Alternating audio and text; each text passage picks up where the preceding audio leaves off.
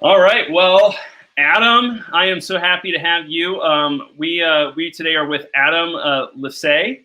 And did I say it wrong?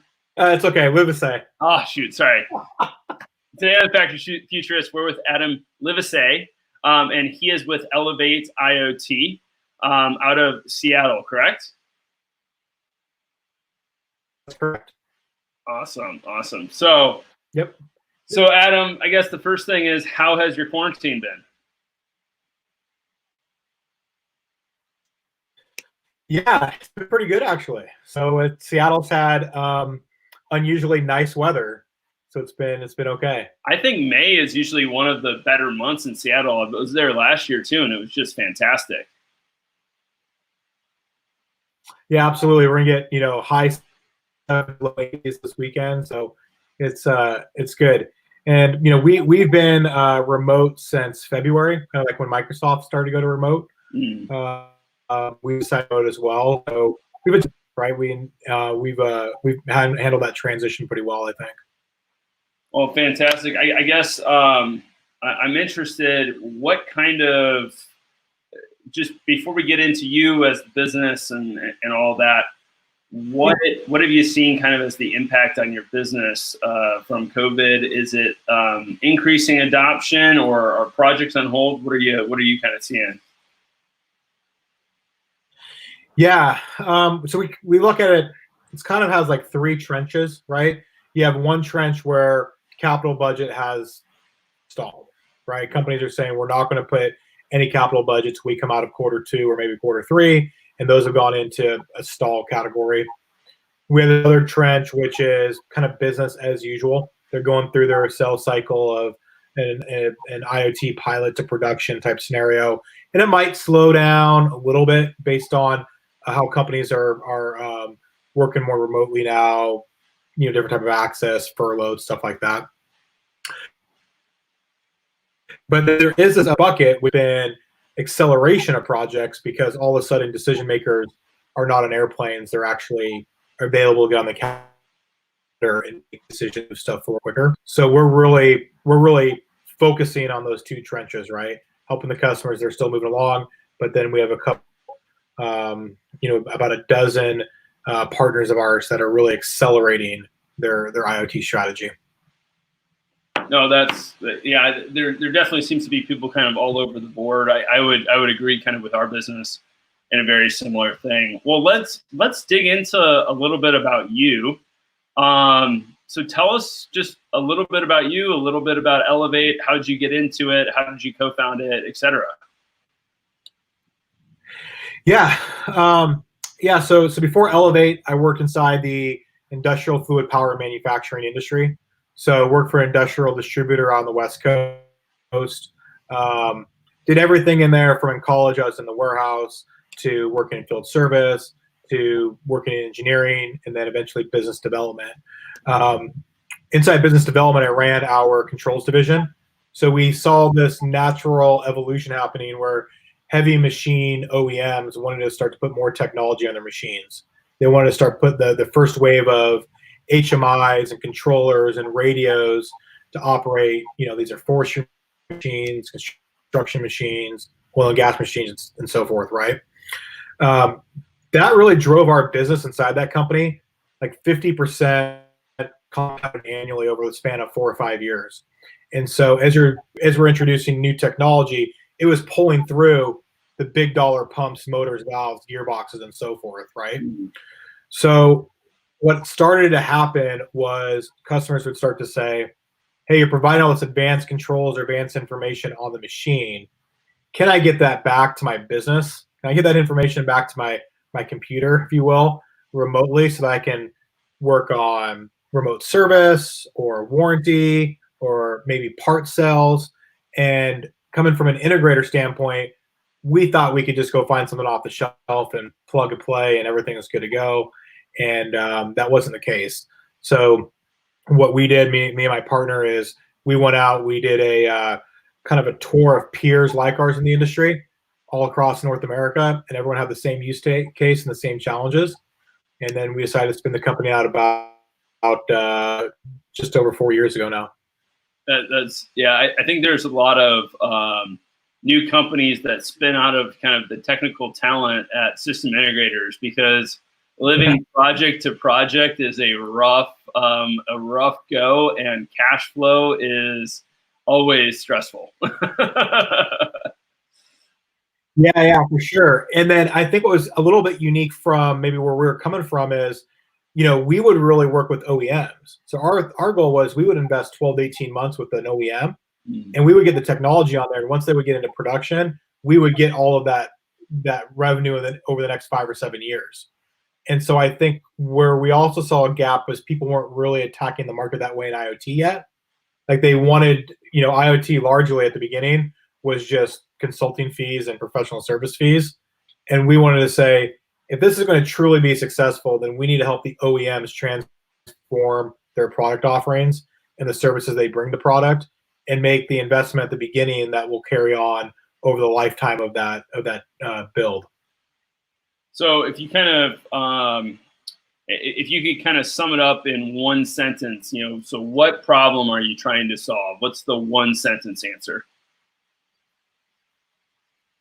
Or we're helping. Yeah, for sure. No, we're helping industrial OEMs sell more aftermarket parts and services. Period. Fantastic. And so all of our OEM manufacturers, they make a ton of money in the aftermarket parts and services, but they're only capturing a very small part of it compared to total revenue. That's our mission and our goal. Oh, fantastic. And do you guys see expanding beyond that at some point, or you're fully focused on that one single vision? Yeah, so that's a single vision, because the question becomes, okay, how are we going to get ROI from deploying IoT? So from an OEM's perspective, the fastest way for us to generate them ROI is to drive aftermarket parts and services for them. Very closely tied to that, though, there are other table stake capabilities they need to be able to offer to their customer base. One is they need to be able to provide their customers how my machines are being utilized, or what's the productivity of those machines.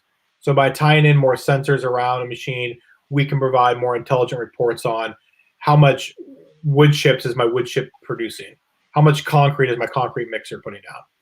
The other piece is a virtual technician. Being able to, the industrial space internally has had this for years, right? I could dial into my Siemens PLC, I could get in there, I could start running diagnostics and stuff. In the mobile space, you work with, Danfoss controllers, Parker Hannifin controllers, Bosch Rexroth controllers, and they're all kind of proprietary for the longest time. We have some IP wrapped around where you can access any of those controllers. And so it doesn't matter what control system I have on my machine. Now I can provide remote diagnostic capabilities. Where we see this being pushed pretty heavily, though, is once I know my utilization of my parts and services, our customers are starting to look at how do I improve my supply chain. So if I can decrease how much inventory I have, or increase the amount of turns I turn that inventory, that's huge for the industrial supply chain. So while they're starting with parts and services and those other benefits, they're really looking long-term, saying, okay, instead of holding $20 million of inventory, how can I hold 14? Or how can I hold 15? So when did you kind of, obviously you spun out of the system integrator. When did you finally kind of get out of that, oh man, I wonder if we really have something here, flying kind of by the seat of the pants, and just go like, okay, I think we finally figured out like what we're doing? Yeah, for sure. So one of our large, our very first large customer is a company called Parker Hannifin, and we've been working with them on their mobile IoT offering for a number of years. And when we launched it at ConExpo 2017, there was a line outside the booth.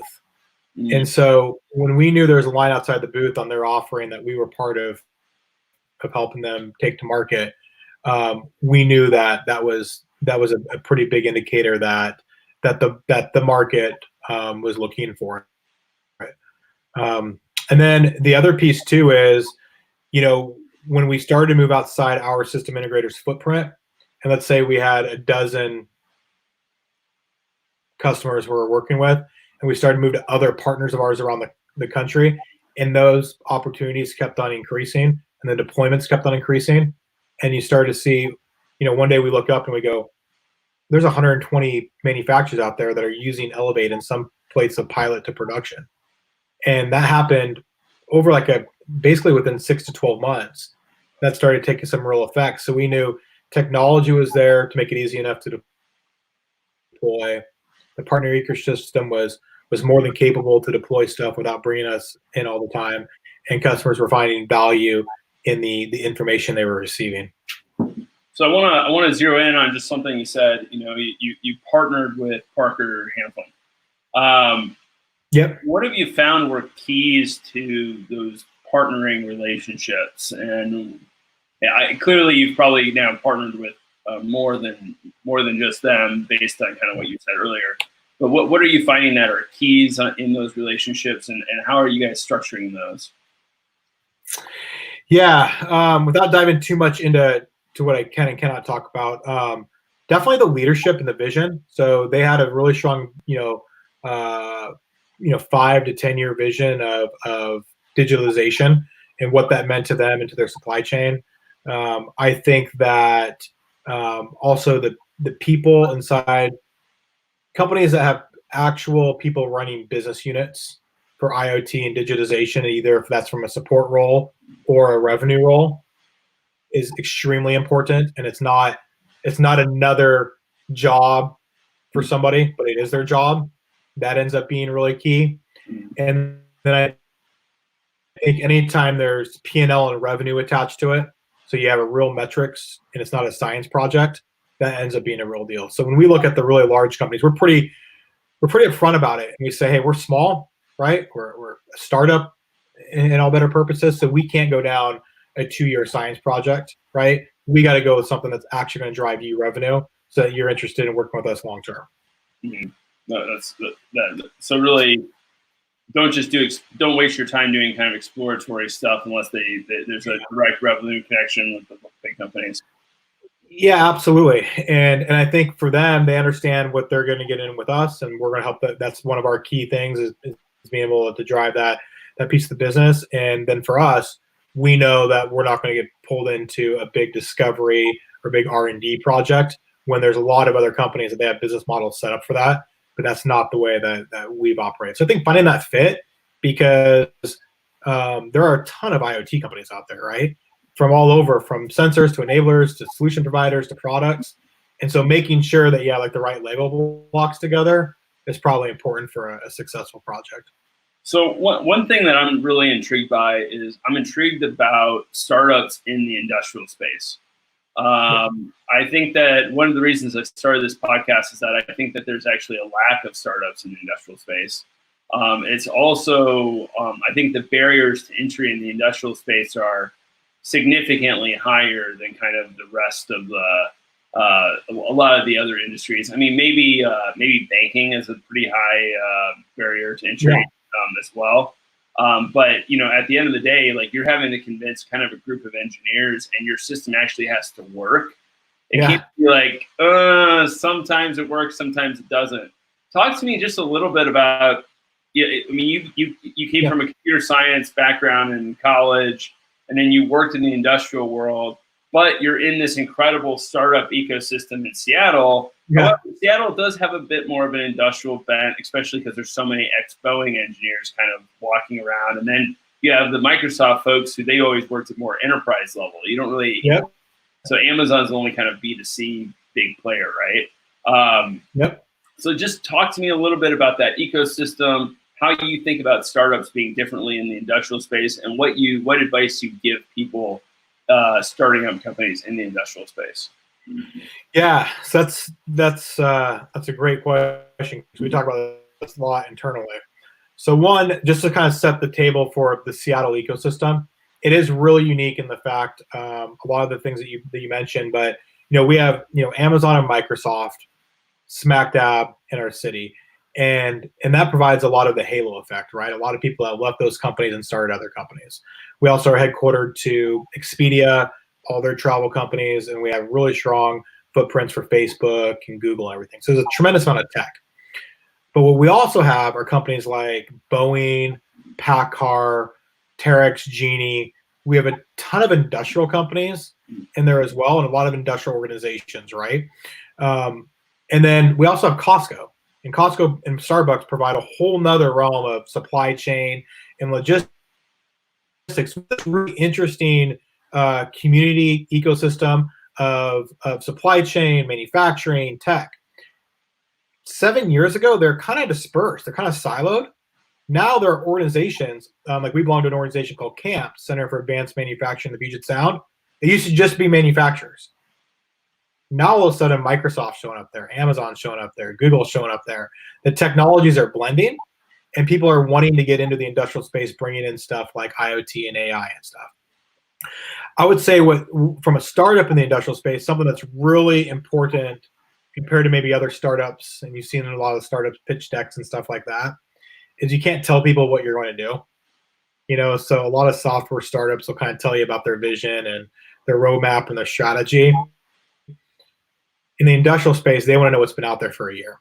They don't want to know like the roadmap that's a year down the place. And a lot of it comes from our industry, where we would always joke around when a supplier would say, hey, we have this new controller coming out in June, but they never tell you what year, right? So they never tell you it's June 2020. They just tell you it's June.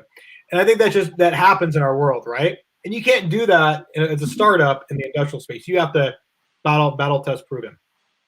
The other thing I'd say is I can't tell you how many factories I've been into that still have PLC 5s running.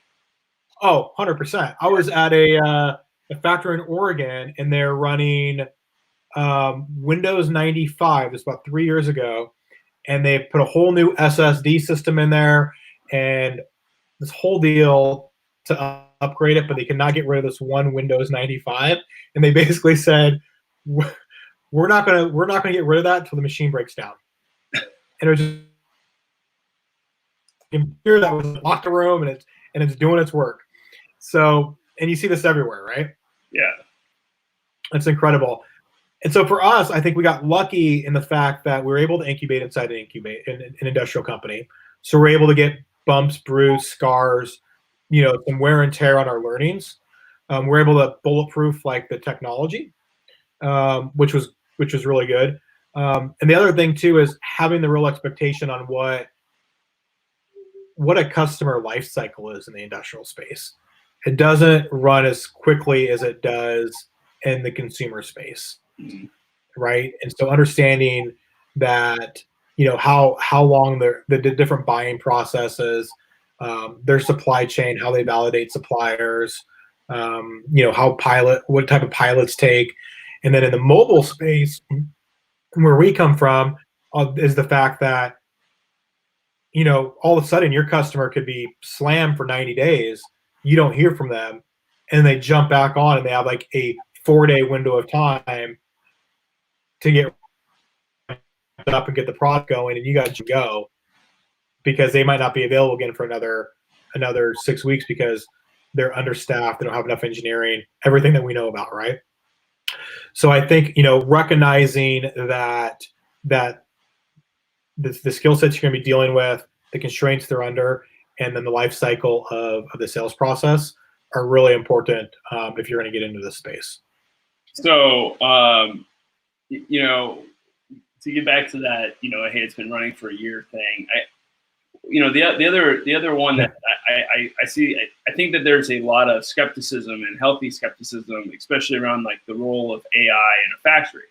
See, you know, the thing is that when we're talking to industrial folks, most of them at least have some sort of cursory understanding that these algorithms have actually been out since like 40s, 50s, 60s, I mean, or longer. Yeah, for sure. You know, like they understand that, and yet there's really discrete reasons why they do certain things.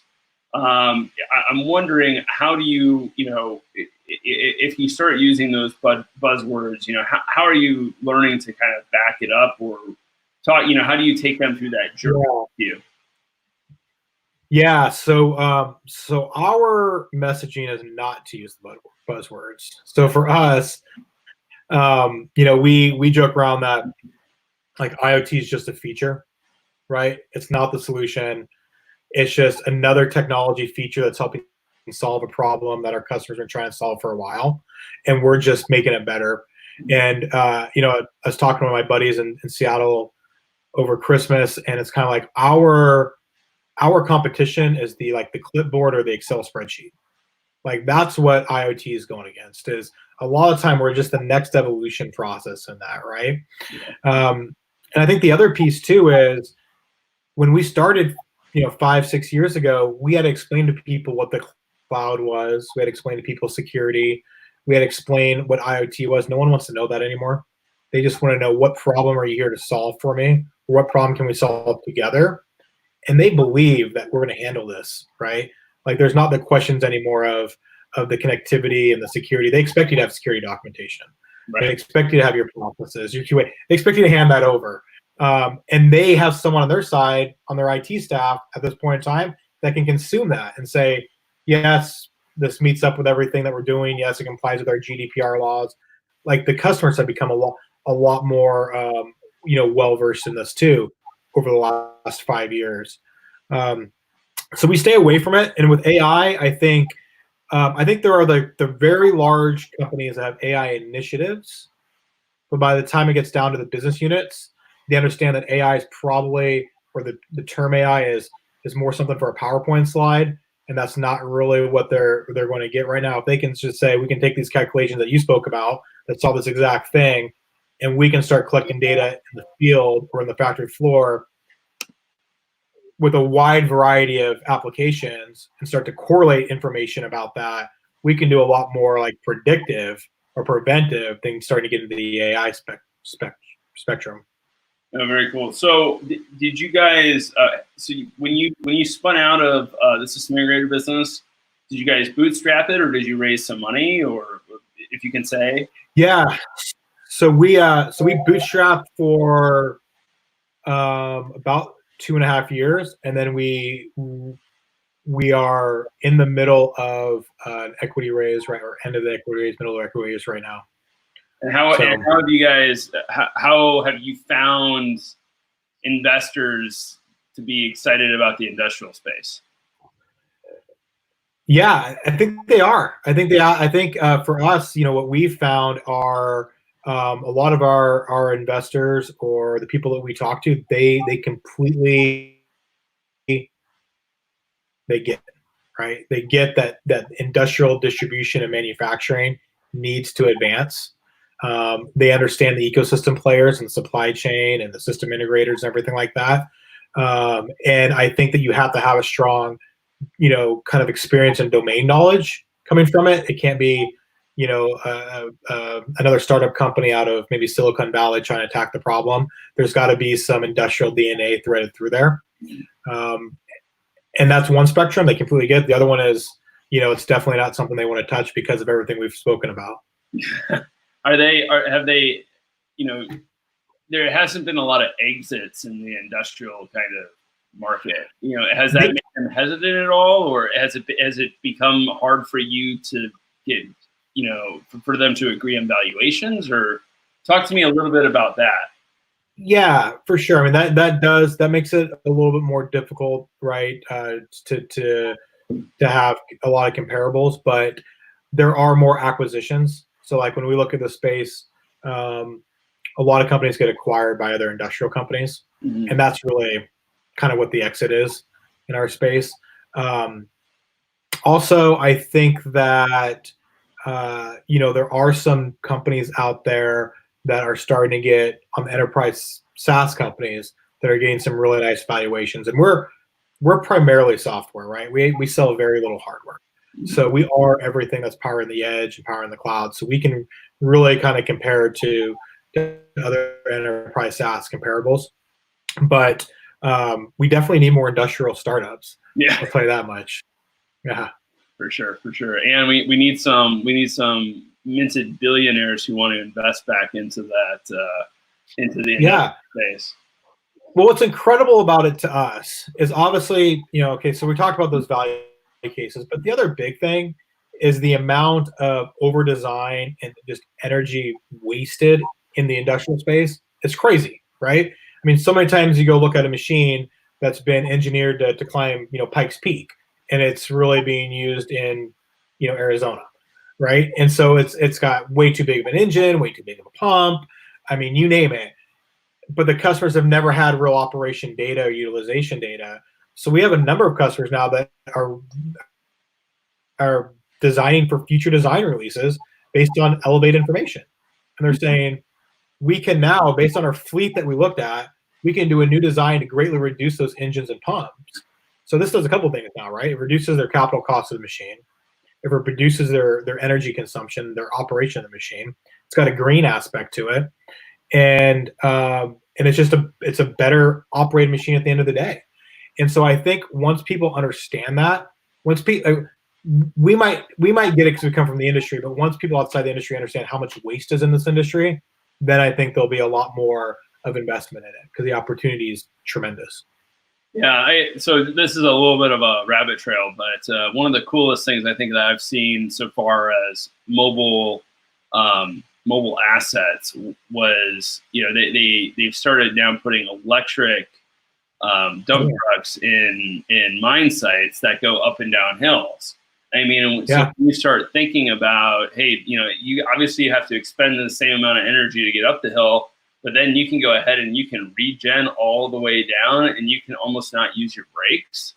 I mean, it's just, and you're usually like, sometimes you're picking up the load at the top and you're going downhill. So I mean, then you get more kind of kinetic energy on the way down. I mean, it's incredible. I mean, the fact that it took, I just read the story maybe 5 months ago. I mean, like, yeah. Yeah. So we're on electric or hybrid dump trucks. We're on electric or hybrid cement trowels, like the riding cement trowels that go into concrete. Harvesting machines, almond shakers. So the industries are really starting to put this on there. And street sweepers, because of the street sweeper, their end customer is really the residents of the city of Seattle or city of New York or whatever, and they don't want to hear a street sweeper at 2 a.m. So they've gone to more like quiet street sweeping and stuff. And so it's interesting on a lot of these vehicles that are being used in rental fleets, or they're being used in leasing companies, is now if they have a diesel or gas powered engine and a battery, they can be turned into generators. So what a lot of companies now are having conversations with, like the FEMAs of the world, about saying, okay, we have all these machines at one of the major rental companies, but if a natural disaster occurs, you can just turn those around and you can turn them into, throw them into series and turn them into a big generator. And now not only are you getting to do the work, but we're actually building mobile infrastructure. And it's pretty incredible to see that innovation happen. And really what you were saying is an older industry where we're going to get a lot of investment. But there's these pockets that are starting to pop up, and pretty soon it's going to go like that. And people are going to realize the amount of opportunity that's in our space. So besides the genset, kind of mobile genset, street sweeper genset opportunity. If you were starting up your company today, where would you be turning your attention to in the industrial space, or where do you see opportunities for other entrepreneurs to enter and to step up? Yeah, I think workforce collaboration. I mean, I think there's not a lot of great. I mean, these machines now are starting to pump out a bunch of information. This information is starting to into cloud applications, and there's not a tremendous amount of way to automate business operations or even collaborate around the supply chain. I think that is a huge space that can be addressed. We have a number of applications where our supply chain will, we had one customer and their pumps were failing just like 2 weeks ago, and they were able to go in. So you had the end customer, the OEM that built the machine that sold the end customer, the distributor that sold them the pump, and the supplier that sold the distributor pumps. Inside Elevate, they all have a different access to it, and they're able to pull the data and look at the data coming up to those events on those machines in those locations, and have really what was kind of real-time communication right? If we thought about what they had to do before elevate, they would have had to send a mechanic to the field. They would have had to take that pump off. They would have to ship that pump from Alaska or from South Dakota, wherever it was, back to the OEM. That filed an RMA, went back to the distributor. The distributor went back to the factory, and for the factory to take a look at it and start to offer information back to the distributor and so forth, right? This happens like this is your normal mode of operation. In an afternoon, everybody was able to jump on there and be able to determine what they believe the issue was. And so they can start being proactive on their troubleshooting rather than waiting for that piece of iron to get back to someone's repair center. I think if you've ever watched Gold Rush, you understand the amount of waste that happens in these. Absolutely, right? 100%. You just go, and the funny thing is, this is like all over the world. This could be in Nebraska, this could be in Iowa. I mean, it's happening everywhere. And you go, there's got to be a better way. Like, why is this? Yeah, the other, John Deere they have a pretty amazing program though. I mean, like yeah, I mean they're worldwide kind of parts and distribution center. I mean, their whole claim to fame is that they can get you a part, I think, on almost any part in like 24 to 36 hours or something, no matter where you are in the world. It's just they are. Their network is pretty incredible. Locally we know kind of a lot of the folks that have worked there, and that's. You pay. I'm sure that you pay a lot for it, but yeah. But if you look at John Deere, so their whole goal with or that whole goal of that program or that connectivity piece is to sell more parts and services, right? So if you take John Deere, you take Caterpillar, maybe Komatsu, like those big guys, they might produce, I think in the U.S., like 40% of the machines every year, the big tier ones. Yeah, that means there's 60% of U.S. manufacturers that don't build that, right? That build the other part of the business. And they can't invest the tens of millions of dollars every year that John Deere does for their program, right? So that's where our target's been. Our target's been like, there's a whole subset here that I build 500 almond shakers, or I build 1,000 tree cutters, or I build 30 cement trucks. Why can't I get data back to my companies and my dealers to be able to compete at some level with John Deere? Because I want to go services. And also, it's kind of such a differentiator for John Deere that they're not just going to go ahead and open that up to other parties. I mean, they're not thinking about it in kind of the new model of like, hey, that could be its own business for everyone.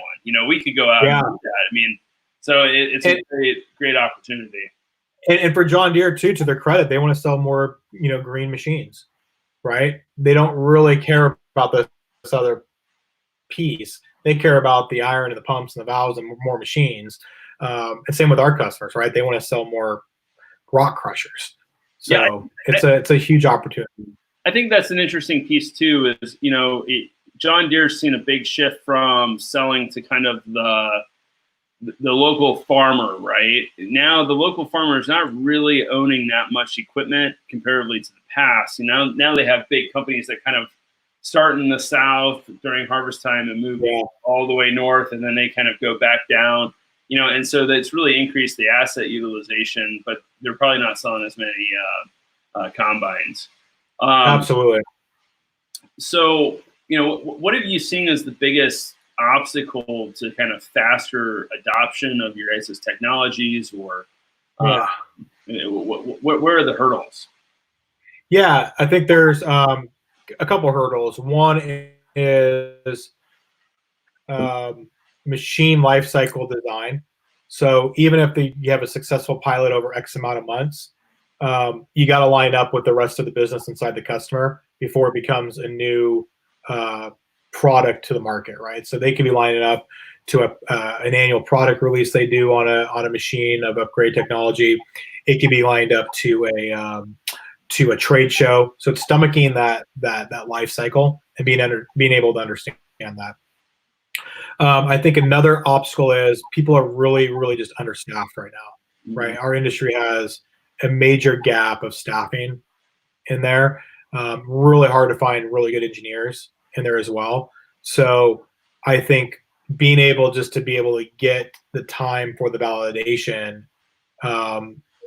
is not a challenge for them to want to do it, but a challenge for them to actually complete it, because they could be pulled off to do other things as well.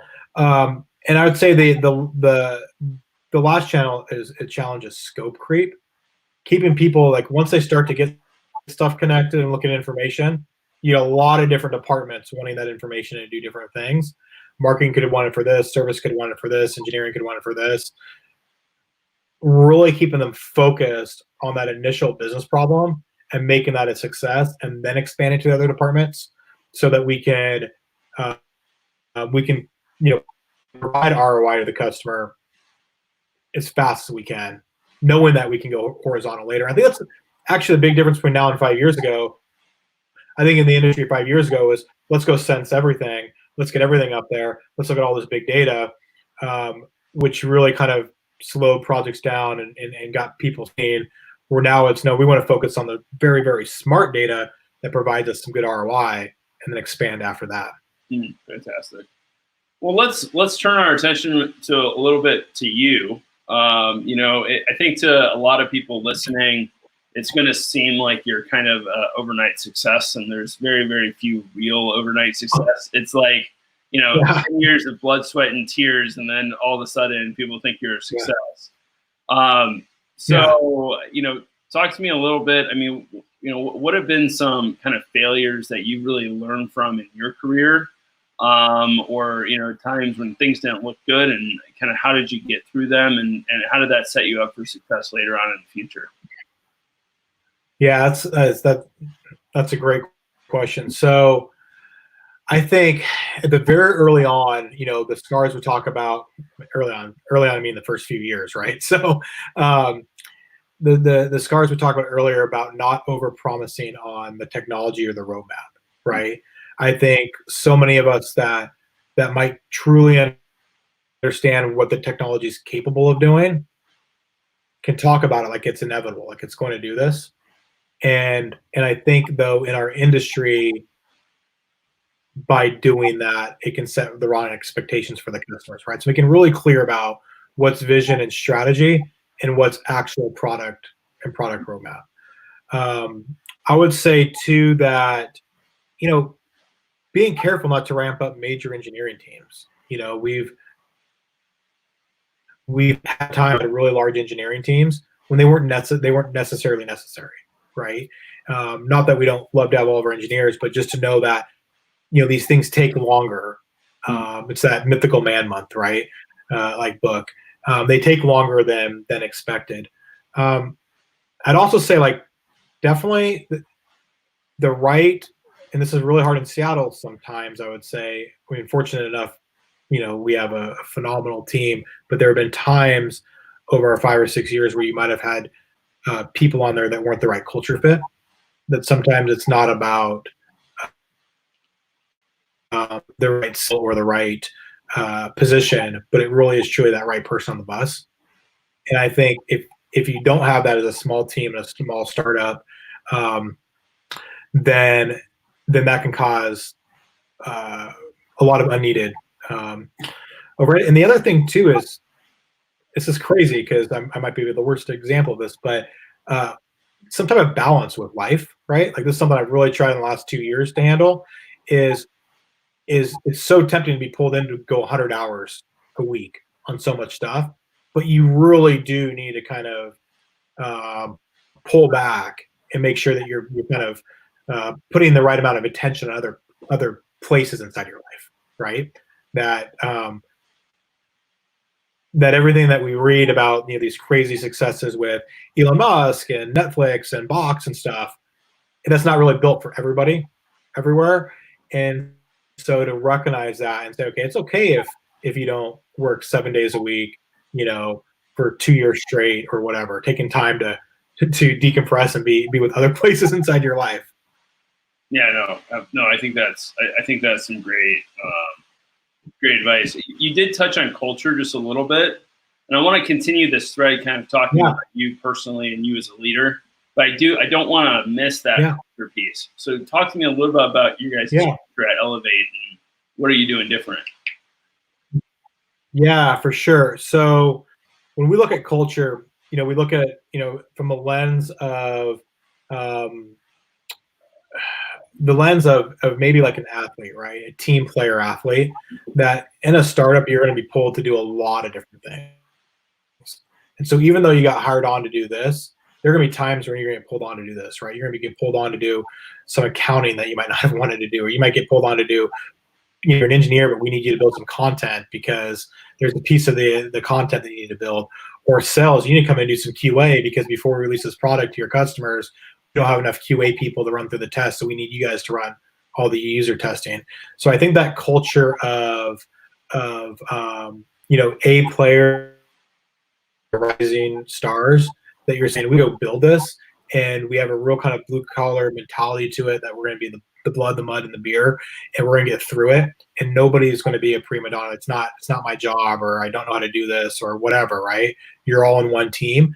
The other one too is we have a pretty open culture. So like people can ask questions about anything at any given time. Right? They can ask questions about sales, about finances, about product roadmap, about custom. Like it's pretty open, because since we are so small, it does create communication and trust, and also questioning. Right? I think it's nice to get people that are from maybe the engineering side that are questioning why we might do something on the sales side.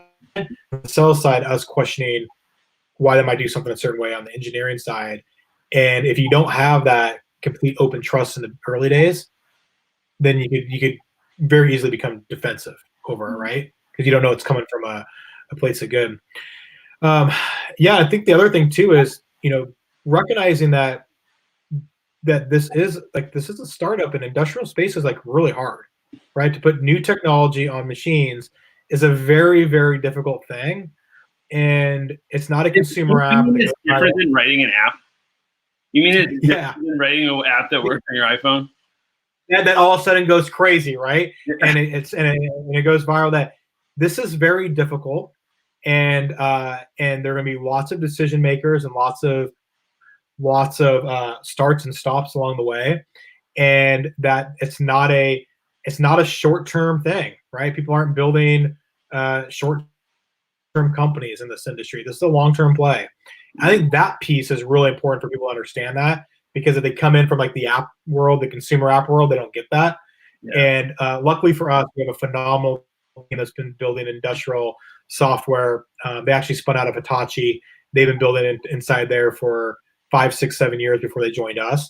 So we had a natural fit, but we have worked with other people in the past where they came from consumer companies out of the Seattle area, and they didn't understand that aspect of it. Yeah, no, totally.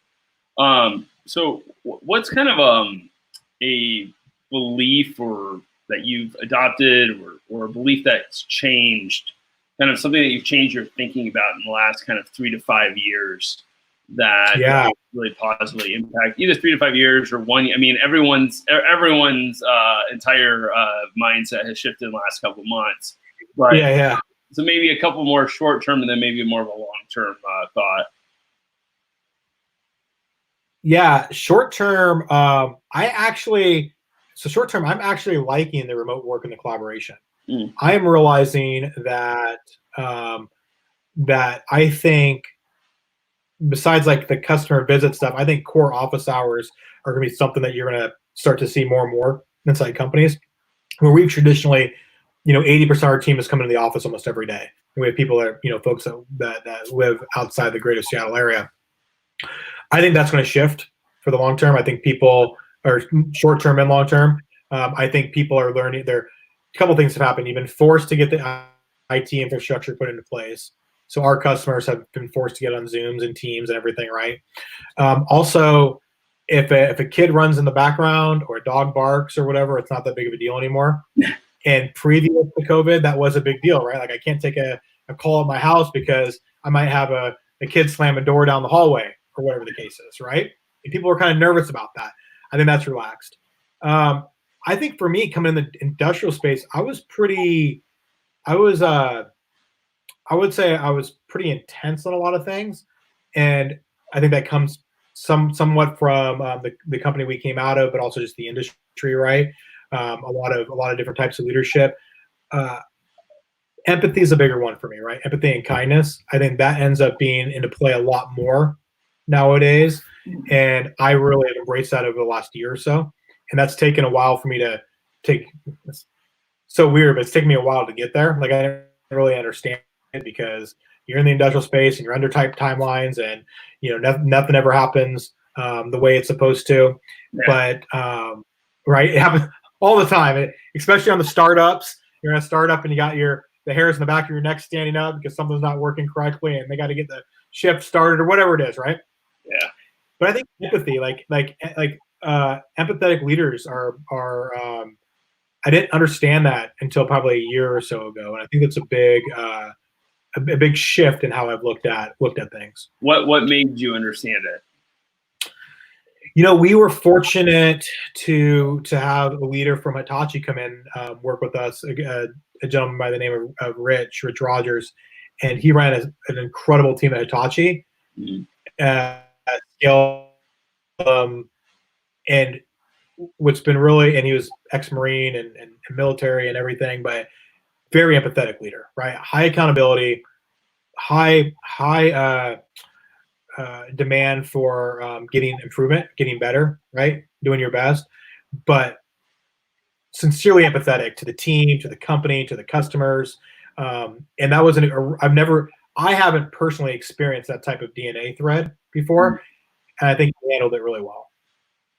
I think generally, that especially kind of in my life as a leader, early on, you can't help but kind of, heroize or worship the Steve Jobs like figure who's kind of the an asshole, and Elon and those kind of guys. And like, it's just more and more you realize, well, you're probably not as smart as those guys, first of all. And second of all, like, why would it hurt to just be a little bit nicer? You can be more empathetic and sympathetic, but also drive accountability, and you can have both. It's not an either or.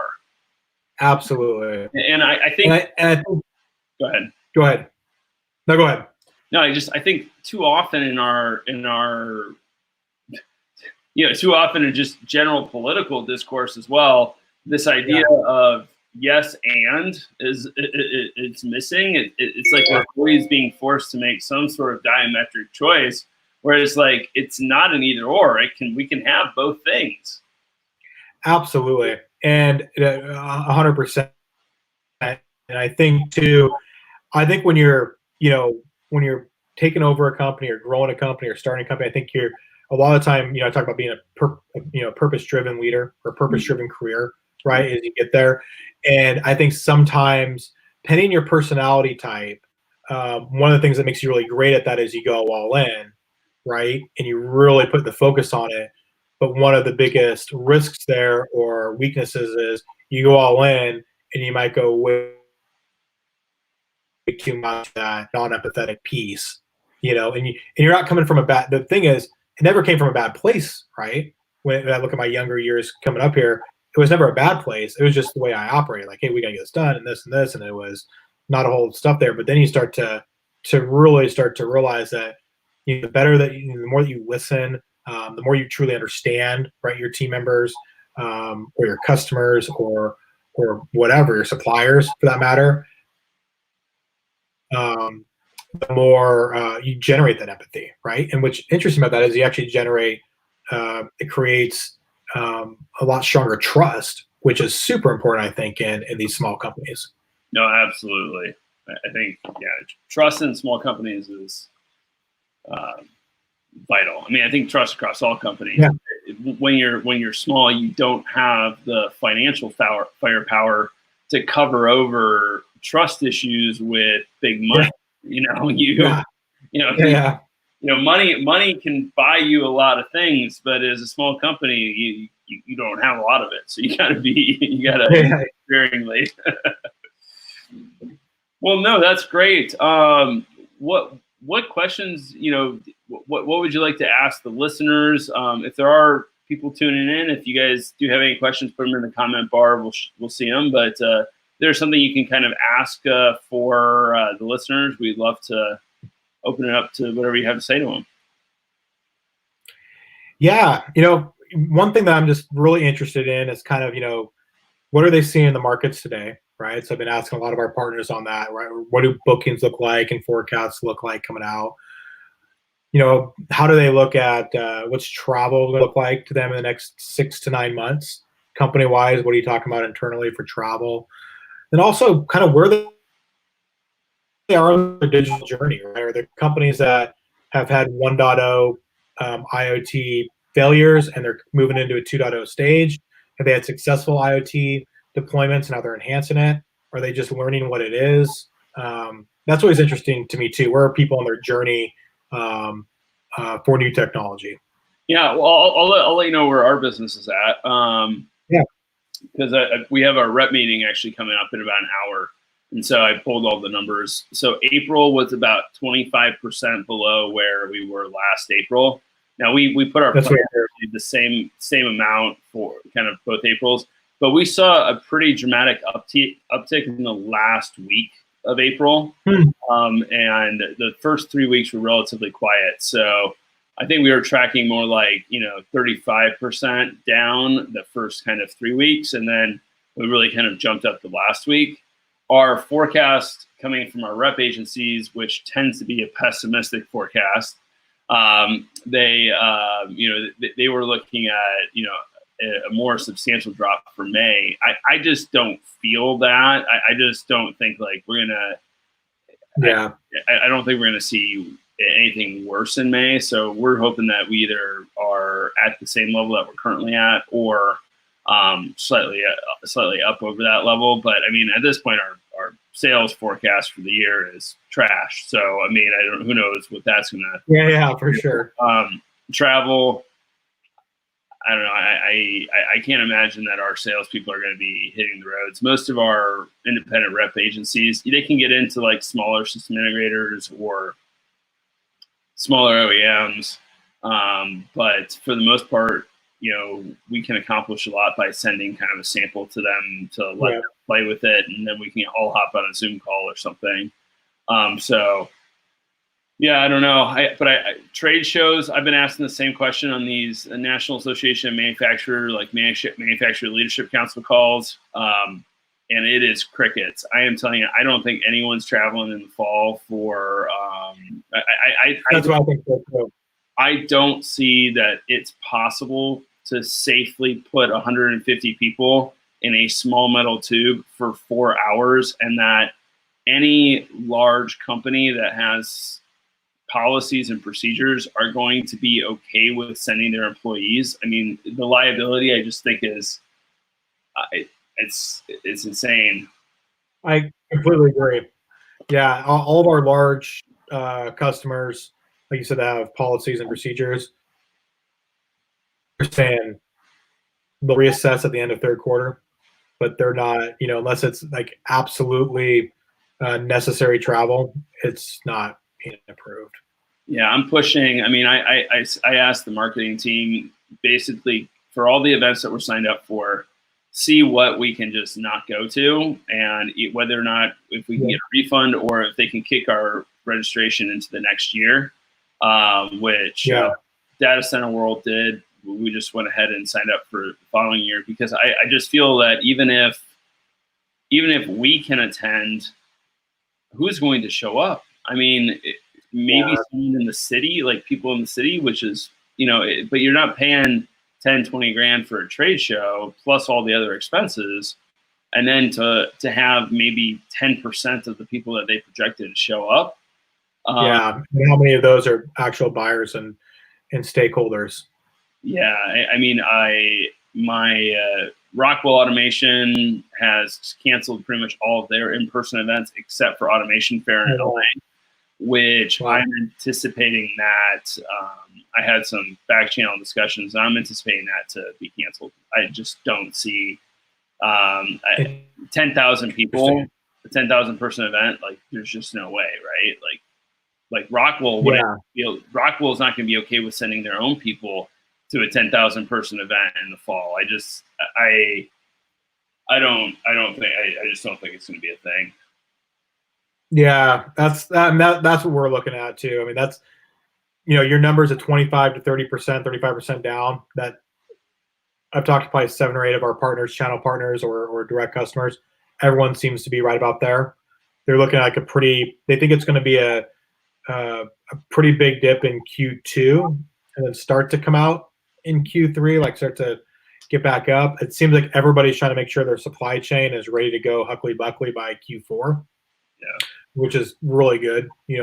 Especially if we get an infrastructure deal passed, I think in our world, the construction world, that's going to be huge because we have a lot of customers right now that can't build enough machines or couldn't right before COVID. If all of a sudden you're spending a bunch of money in infrastructure as well, that part of the business is going to do extremely well. Yeah, I think I was probably on the road. I think it was like 120,000 miles or something last year, all around kind of like North America. And I'm looking at my calendar. I don't know when I'd really travel anywhere in the next calendar year, maybe. I got nothing. I mean, I literally have nothing anymore. Yeah. I traveled internationally too. I mean, Oh, yeah. There's no. I mean, I are other international folks that are not traveling internationally. Yeah, it's not going to be happening for me. I feel like I'm at very low risk. Yeah, absolutely. Just based on my health and the fact that I'm young. Yeah. It's still like, I mean, it's just I don't see that coming back. I do think if you're in the automotive space or the oil and gas space, what we've been hearing out of Michigan, Ohio, some of our distributor partners that are really focused in on automotives, and then Texas oil and gas space, they're down more like 60%. That's like the worst case scenario. Yeah. There's like 60% drop. But a lot of expenses. I mean, because I'm not traveling and our sales team isn't traveling. Yeah. There's a huge expense piece that's also not absolutely going. We were also fortunate enough we got early in on the PPP program. Yep, same here. So now I'm a government welfare recipient. So yeah. I don't like love how that makes me feel, but at the same respect, I'm like, you know what, we're a small company, and when you're taking care of 50 families, yeah, you want to you want to make sure that you got enough cash to keep on paying them. Yeah, absolutely. And I think it's not so much what happened now, but what could happen in the next 60 or 90 days, right? Like right now we have our best estimates, but we don't know what happens in I honestly think that I think I've probably driven about a quarter tank of gas in 5 or 6 weeks or something. I mean, when I look at that, I go, that is crazy on just imagining the consumer spending that's not happening, the gas spending that's not happening. Like it is, I don't think we've seen that trickle through yet. And once that trickles through, what does that look like? So yeah. I put out some videos on LinkedIn, and I just don't feel, the stock market to me right now, I called it, I think, pretty well. Like I was pretty tuned into this thing because I used to live actually in Hong Kong. Oh, nice. And so I still have like a lot of friends over there. I still know people like in Wuhan. Yeah. Interesting enough for all the listeners. Wow. I actually had surgery when I was in school in Wuhan at like the hospital that was like the epicenter of this. Like, oh my goodness. Yeah, we were traipsing around like a Chinese river, and it probably wasn't very clean, and I had some like open mosquito bites, and I got a staph infection, and so I had to have surgery like in Wuhan to like clean out the staph infection. So Wuhan, maybe I was patient 0. I'm not sure, but so I was pretty tuned in this thing really early on, and I understood the trajectory, and it became apparent to me when the U.S. kind of had those 50. It went from like 3 cases to like 50 cases, and that was when it was like we don't have this under control. Yeah, for sure. And then I realized what that really meant, and I mean most of my calls on the stock market were pretty accurate then. I've stopped making predictions at all right now because I'm telling you, I think it's delusional. I mean, I don't understand how you have a massive recession of this scale with like, it's like 35 million people on unemployment plus like another like 20 million that are underemployed. And I'm like, it's huge. It's huge. Yeah. And it just doesn't seem like the stocks have that priced in properly. And I do think that there's a pretty significant risks for relapse, and secondary waves. I don't, this whole flattening the curve was about flattening the initial peak to give capacity inside hospital, right? To handle it. Yeah, it's funny is I didn't have that much information, but I have a good buddy that, remember I was in Canada like in February. I have a good buddy that one of those like just super intelligent people that went to MIT, did his postdoctorates there. And he started a little cloud computing company, sold it to IBM, did really well, and now he invests in companies. And him and his wife, they are like the biggest adventurous people you've ever met. They're all over the world. They're going to be leaving to go on sailing with their daughters and sons here for 2 years. And I remember him sending us stuff about how they're going to basically self-isolate for 12 weeks or something at their cabin. And this is all the reasons why. And he had all this data that he was pulling from all around. And this was right when it was only like you said, 15 cases in the U.S. or whatever it was. Most of them here in Seattle probably. And I was like, okay, this might get a little bit worse than people think it's going to get. So, and I think the other thing too is what I got buddies that own sports bars or restaurants or stuff, and I don't know how that business is going to come back, because even like when we've seen our release plan here in the state of Washington, it's like 25% capacity or something for bars and restaurants, working its way up to maybe 70% capacity. So when you look at that, you look at really big events like the Seahawks and Mariners might be okay because they only have like 20% to carry out anyways, so they might be fine. But you look at like the big events and the concerts and stuff, man, that's going to take a few years, kind of get through a few of these seasons till it gets there, and that's a big part of our economy, that consumer spending. So I think maybe 500-person events, maybe by mid to late summer. But this idea that you're going to have thousands of people in an event space, especially with people like traveling in. Yeah. And I mean, apparently that's actually how we got into this problem, especially like the European strains. Yeah. It came out of a couple big football matches. Oh, interesting. And there's something about basically being next to people for hours, and you're yelling and you're drinking and you're eating, and it's this whole kind of like party environment that it was a real hotspot, especially like there was a game in Bergamo that like they tracked like a lot of it. A guy had got back from China, and it was just like that was the epicenter. And so it seems like those kind of sporting events are actually like the super spreaders. I don't think there doesn't seem to be like a lot of data showing that people have like picked it up from grocery stores. Yeah, for sure.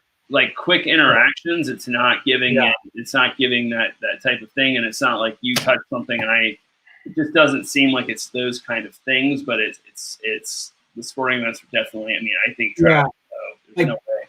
Like Boeing, because we're in the Boeing area, and they have 30,000 employees in our ecosystem. They had a few cases, and unfortunately they had one death from it. But if you really looked at like the amount of people that are inside that company on a day-to-day basis, that is relatively a very small ratio, and they're back there. I'm not seeing Kroger and Walmart and Safeway releasing a bunch of stuff saying. So I think that what you just talked about being really close in for long periods of time, rather than just kind of walking by normal stuff. That's super interesting, because that makes a lot. I've been wondering that. I'm like, why are people able to go to Costco and Safeway and Fred Meyer's? It seems okay because those are big companies. They're not going to take the risk, right? Starbucks reopened in China probably for the same reason. They probably feel very comfortable that you're going to go through the Starbucks process line relatively quickly and it's low risk. So that's interesting. Yeah, I think the other thing is that you're looking at So you're looking at this idea of natural social distance and kind of the density, right? Yeah. So there's there's a tale of two cities, right? There's a tale of like Los Angeles and there's a tale of New York. And I mean, those two cities literally could not be more different, Oh, for sure. except for basically in population size. Yeah. Yeah. Yeah. And I mean, and so, you know, in New York, everyone is in elevators together and mass transit together, and it seems like it's that enclosed space for extended periods of time, upwards of 15 to 30 minutes to an hour, that really causes these kind of spreading events. Whereas if you're in LA and you're at the beach, it doesn't, unless it's like there's people like right up next to you, like how are you going to get infected? And I don't know. I hope we get. I'm really happy actually with our governor in Iowa. She got criticized early on because they felt like she was underreacting because we never went to a full shelter in place. Oh, wow. But everything was kind of closed. So yeah, for sure. Yeah. Well, where are you gonna go? But you didn't have to stay in your house. Yeah. Yeah. They do the same thing in Washington. They start closing stuff and they call it shelter in place. And I'm like, I don't know where I go though. I don't know. There's no place to go. That's interesting. Well, thank you very much, Adam, and you guys stay safe. And I wish you and the Elevate team the absolute best. And I am hoping that you are the first $1 billion industrial exit, and then you can fund all my projects. Sounds good. Likewise. All right. Sounds good, buddy. Thanks. Thank you so much. Thanks. See ya.